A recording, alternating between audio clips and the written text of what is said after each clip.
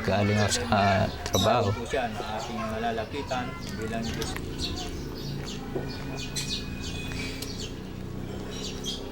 Kinakalo ko siya. May dala akong chocolate. Binibigay ko sa kanila, no? Pati yung mga pinsan niya. Masaya sila. Pero dahil nga po yung sitwasyon na yun, no? Pero hindi pa rin ako nasiraan ng loob ka ako. Gusto ko nga po siyang makita niya. Kasi matagal na rin po yun, mga 11 years na po yata eh. Kung alam ko po na yung hiniram siya ng nanay ko na hindi na siya ibabalik, syempre siguro hindi ko na lang po siya ipinahiram. Kung ako po yung magulang. Pagsisikapin ko pag-aaral ko para makuha ko po sila.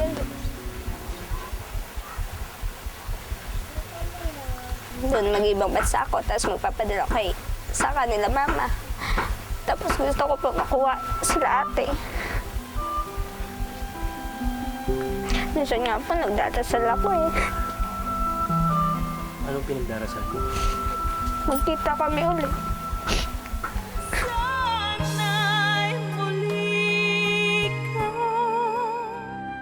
Karamihan sa atin naniniwalang iisa lang ang aklat na naisulat na magdadala sa atin ng kaligtasan at sa buhay na walang hanggan, ang Biblia. Sa aklat na ito rin umiinog ang buhay ni Pastor Doming, 38 years old. Bilang isang pastol, ito ang tungkod na ipinagkaloob sa kanya ng Panginoon para gabayan ang kanyang mga tupa. Hindi ka na kailangan magbabasa ng kung ano na pang libro. Mas the best ang basahin, Biblia, para makita mo yung tamang daan na patutunguhan mo. Bata pa lang daw si Pastor Doming nung tawagin siya ng Panginoon upang maglingkod. Pangarap ko kasi talaga magpare eh. Kaso nga lang, nangyari yun, hindi natuloy yung pagpapare kasi nga sabi sa amin ng pare sa kumbento o sa simbahan, ang pare hindi pwede mag-aasawa. Ngunit bago pa man siya lubusang naging ganap na pastor, tila lumitaw ang dyablo at nagsaboy ng kamalasan sa kanyang buhay. Mahigit isang dekada nang nakararaan nung nagtrabaho noon sa abroad ang kanyang asawa. Ngayon yung abroad po siya, doon na po nag-umpisa yung kalbaryo ng pagsasama namin. Hanggang sa nabalitaan ko na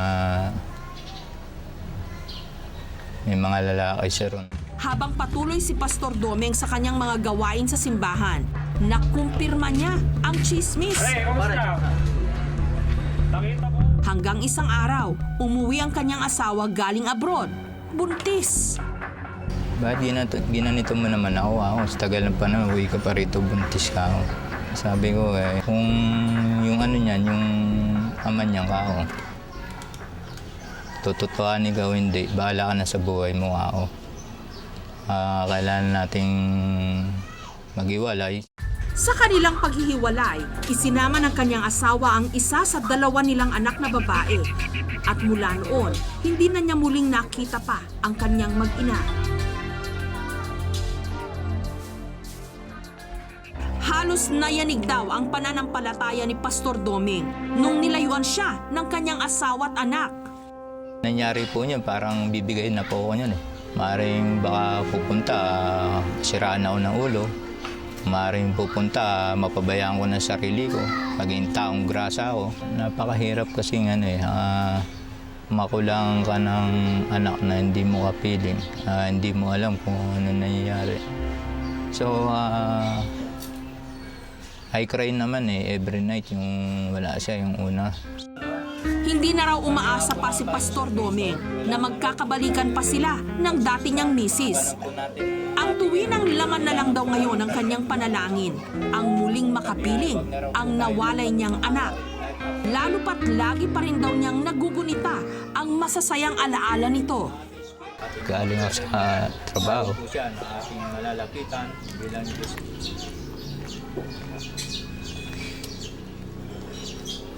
Kinakalo ko siya.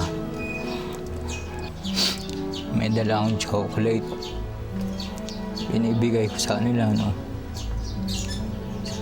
At yung mga pinsan niya, masaya sila.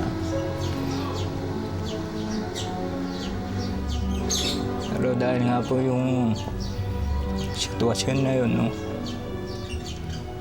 Pero hindi pa rin ako nasiraan ng loob ka ako. Kung si Pastor Doming nangungulila, ang isa pa niyang anak naman na si Gaylene, tila nagpapantasya na lang ngayon kung ano sana ang buhay niya kung kasama pa niya ang nawalay na kapatid. Siyempre po masaya, magkasabay pumasok, maglinis ng bahay, magkasama.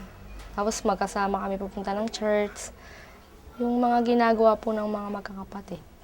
Malaki raw ang panghihinayang ni Gaylene, ngunit tinatanggap na lang daw niya ang katotohanang hindi na nila maibabalik pa ang nakalipas.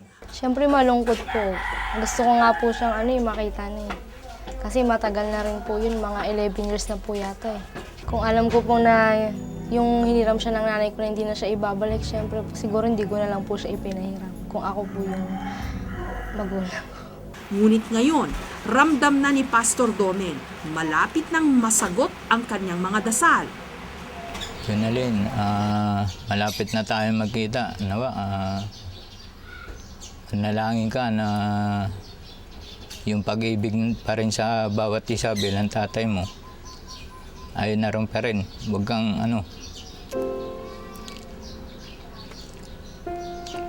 huwag kang mailang sa akin.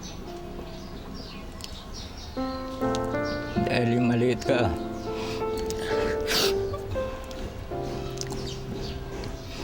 Madalas kitang kinakalong.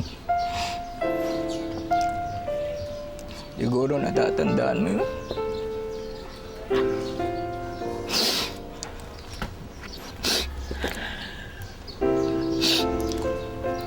Kaya sana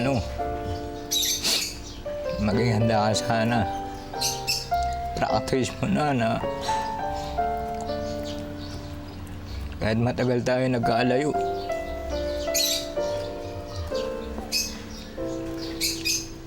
Ako pa rin yung nasa isipan mo. Ayon kay Pastor Doming, Jonalyn De Vera ang buong pangalan ng nawalay niyang anak. Isinama raw ito ng ina nitong si Babylyn sa Kalibo, Aklan.